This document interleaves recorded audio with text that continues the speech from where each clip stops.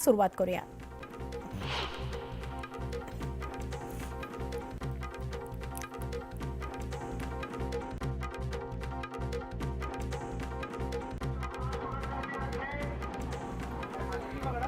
बातमी ठाण्यातून मोठ्या संख्येने कोकणवासीय गणेशोत्सवाकरता कोकणाकडे निघालेले आहेत। यावेळी कळगाव मांडवी एक्सप्रेसमध्ये मोठी गर्दी झाली।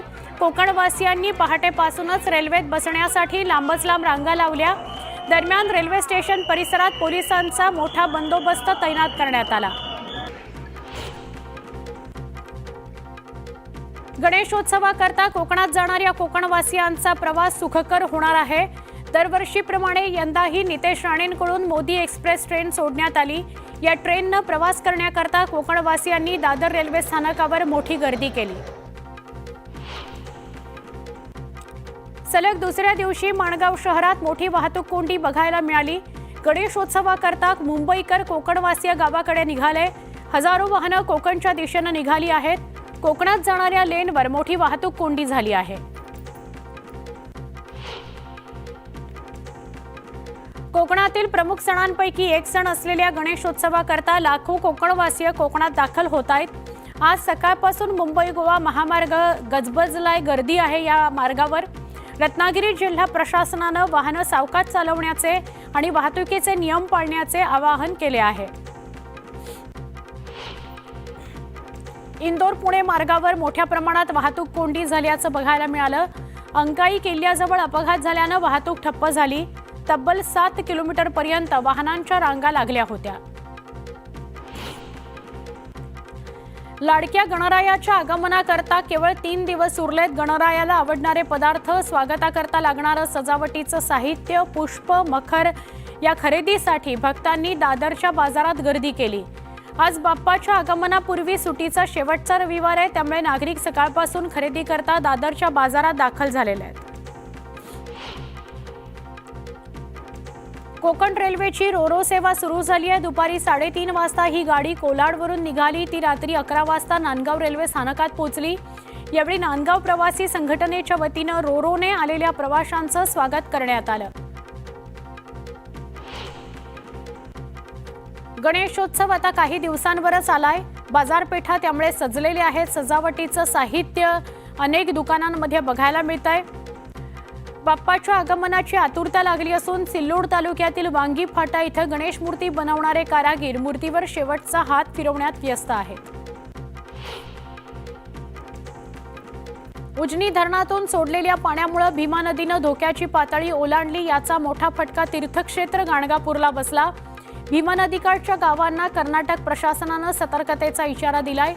गाणगापूर विजयपूर परिसराचा संपर्क तुटलेला आहे। गाणगापूर इडगा पूल पाण्याखाली गेलेला आहे। भीमा अमरजा संगम परिसरात पूरस्थिती निर्माण झाली आहे।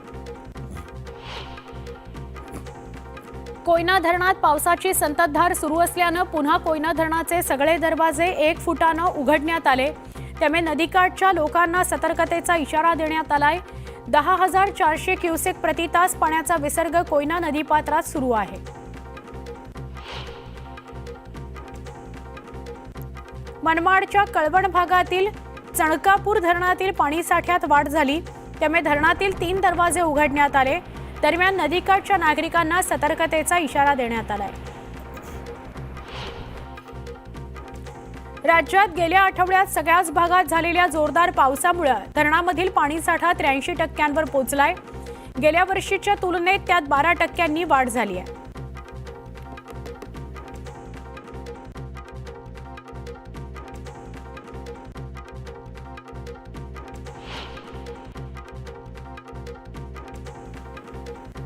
उजनी धरण सध्या 104% भरलंय। उजनी धरणात सध्या दौंडवरून 20,000 क्युसेक आणि स्थानिक परिसरातील 15,000 क्युसेक अशी पाण्याची आवक होते। त्यामुळे धरणातून भीमा नदी पात्रात 45,000 क्युसेकचा विसर्ग सोडून देण्यात आलाय।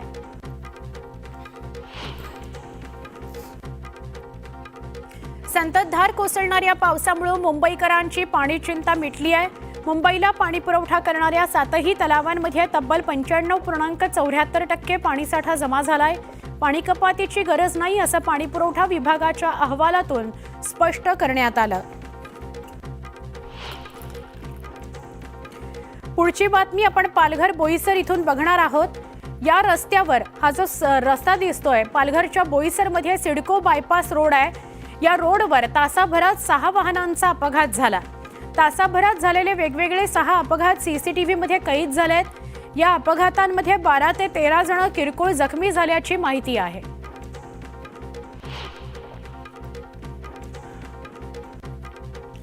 नागपूरच्या भिवापुरामध्ये भरधाव कारचं नियंत्रण सुटलं आणि भीषण अपघात झाला। मरू नदीच्या पुलावरून कार 35 ते 40 फूट खाली नदीपात्रात गेली। या अपघातात सागर वाघमारेचा मृत्यू झालाय।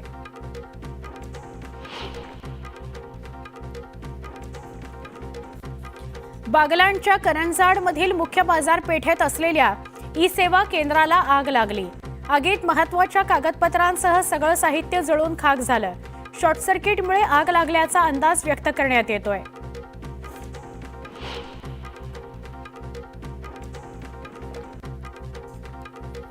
चिपळूणच्या वशिष्ठी नदीवरील 55 ते 60 वर्षांपूर्वीचा पूल कोसळला। वारंवार तक्रारी करून सुद्धा प्रशासनानं याकडे दुर्लक्ष केलं। याला सर्वस्वी सार्वजनिक बांधकाम खातं जबाबदार आहे असा आरोप ग्रामस्थांनी केलाय। मुख्यमंत्री देवेंद्र फडणवीस यांच्या वाढदिवसानिमित्त सोलापूर ते अयोध्या दर्शन यात्रा आयोजित करण्यात आली। सोलापूर जिल्ह्यातील मोहोळ तालुक्यातील भाविक अयोध्येला रवाना झाले। सोलापूर ते अयोध्या, मथुरा, काशी आदी तीर्थक्षेत्राचं दर्शन घेऊन हे भाविक सोलापूरला परतणार आहेत। पुण्याच्या कोंढरी गावातील विद्यार्थिनीचा अमेरिकेच्या नासाला भेट देण्याकरता निवड झाली आहे। अदिती पारठे हिनं 3 टप्प्यात परीक्षा उत्तीर्ण केली आणि यश मिळवलं। आमच्या घरात कुणी विमानही पाहिलं नाही, पण अमेरिकेला जाण्याची संधी मिळाल्याचा आनंद आहे अशी प्रतिक्रिया निवड झाल्यावर अदिती पारठे हिनं दिली आहे।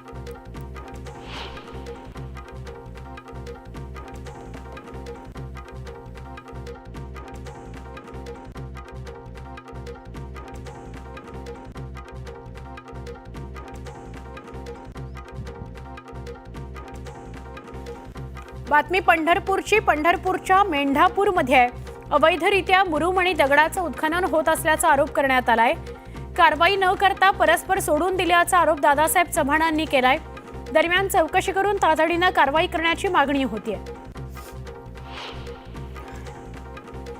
दौंडमध्ये रायझिंग हाफ मॅरेथॉन स्पर्धेचं आयोजन करण्यात आलं होतं। या स्पर्धेत 2,500पेक्षा जास्त स्पर्धकांनी भाग घेतला। या स्पर्धेत 3 किलोमीटर, 5 किलोमीटर आणि 21 किलोमीटर अशा 3 टप्प्यात स्पर्धकांनी सहभाग घेतला। हिंगोली जिल्हा पोलीस आणि राज्य राखीव पोलीस यांच्या एकत्रित येऊन फिट इंडिया सायकल स्पर्धेचं आयोजन करण्यात आलं। या स्पर्धेला पोलीस अधीक्षक श्रीकृष्ण कोकाटे यांनी हिरवा झेंडा दाखवला। जिल्हा पोलीस कर्मचारी, राखीव पोलीस दलाचे जवान आणि सायकल प्रेमी या स्पर्धेत सहभागी झाले होते। मुंबई कोऑपरेटिव्ह बँकेच्या निवडणुकीत शहापूर तालुक्याचे भूमिपुत्र भानुदास महाराज भोईर हे दुसऱ्यांदा प्रचंड बहुमतानं विजयी झाले। 19 पैकी 13 जागांवर सहकार पॅनलनं आघाडी घेतली। मुळशी तालुक्यातील मुठा लवासा रोडची दुरवस्था झाली आहे। बांधकाम विभागाच्या हलगर्जीपणामुळे नाल्याचं पाणी रस्त्यावर येतं, त्यामुळे रस्त्याची दुरवस्था झाली आहे। वाहन चालकांनी अडचणींचा सामना करावा लागतो म्हणून तक्रार केली आहे। अकोला जिल्ह्यातील उमरा गावानं एक आगळी वेगळी आणि ऐतिहासिक परंपरा जोपासली। द्वारका उत्सव असं या परंपरेचं नाव। पोळ्याच्या दुसऱ्या दिवशी उमरा गावात द्वारका उत्सव साजरा केला जातो।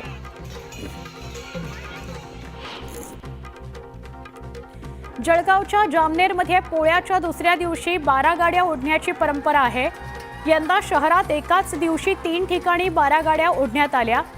12 गाड्या पाहण्याकरता भाविकांची प्रचंड गर्दी झाली। जळगावच्या जामनेर तालुक्यातील वाकडी इथं पोळ्याच्या दुसऱ्या दिवशी डाकोबा यात्रा निमित्तानं कुस्तीचं आयोजन करण्यात आलं होतं। या कार्यक्रमाचं उद्घाटन मंत्री गिरीश महाजन यांच्या हस्ते करण्यात आलं। जळगावच्या चाळीसगावच्या वाघडू गावात रानडुकरांनी हाहाकार माजवलाय। शेतातील 1.5 एकर मका रानडुकरानं फस्त केला, त्यामुळे शेतकऱ्याचं मोठं नुकसान झालं आहे। मुख्यमंत्री माझी लाडकी बहीण योजनेचा लाभ घेणाऱ्या सरकारी कर्मचाऱ्यांवर कारवाई करण्याचा निर्णय राज्य सरकारनं घेतलाय। त्यानुसार महिला आणि बालविकास विभागानं लाभार्थी 1183 कर्मचाऱ्यांची यादीच तयार केली आहे आणि ग्रामविकास विभागाकडे पाठवली आहे। या यादीत सोलापूर जिल्ह्यातील सर्वाधिक कर्मचाऱ्यांचा समावेश असल्याचं उघड झालंय। जळगावच्या वडोदा शिवारात वन्य प्राण्यांनी मका पीक अक्षरशः जमीनदोस्त केलं। आधी निसर्गाचं संकट, त्यानंतर आता वन्य प्राण्यांचा त्रास, त्यामुळे करायचं काय अशी शेतकऱ्यांनी व्यथा मांडली। तातडीनं पंचनामे करून मदतीची मागणी करण्यात आली। जळगाव जिल्ह्यातील बोदवड इथून जवळच असलेल्या येवती इथं वगदी सण मोठ्या उत्साहात साजरा करण्यात आला। बैलगाडीच्या सोबतीनं गाव प्रदक्षिणा घालून जुंपलेल्या मानाच्या बैलगाड्यांची पूजा केली जाते। यावेळी बहिरोबा की जय या नामघोषानं परिसर दणाणून गेला।